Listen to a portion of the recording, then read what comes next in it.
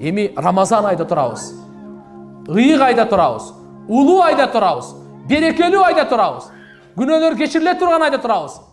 Бири-бирибизди кечире турган айда турабыз. Сабырдуулуктун айында турабыз. Курандын айында турабыз. Бейиштин эшиктери ачылган айда турабыз.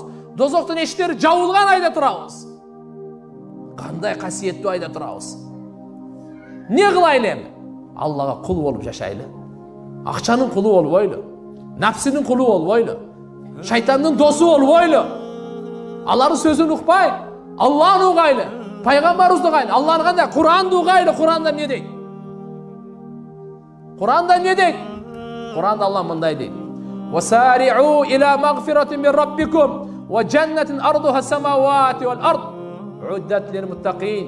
Ey insanlar, sizler жүгүргүлө, шашылгыла, жарышкыла бири-бириңерден жараткан Робуңардын кечиримдүүлүгүнө. Кайсы амалдан Алла кечирсе, ошол амалды аткарганга жарышкыла. Анткени бу дүйнөнүн бактылуулугу күнөөнүн кечирилүүсү, ахиреттин бактысы дозоктон кутулуу. Дүйнөнүн бактысы турмушка чыгып, аял алып, күйөөгө чыгып, балалуу болуп, нерсе, буюм, бийликке депутат болуп, байлыкка жетип, бий болуп, бадыша болуп. Бул бакыт эмес. Бул сыноо эле. Алланын берген нематы сыноо. Бакыт биз динде жашасак, иманда жашасак. Мен ушу денемден Алла наразы кыла турган амал чыкпасын. Дозокко тарта турган амал чыкпасын. Бейишке бара турган амал чыкса, мына ушу бактылуулук.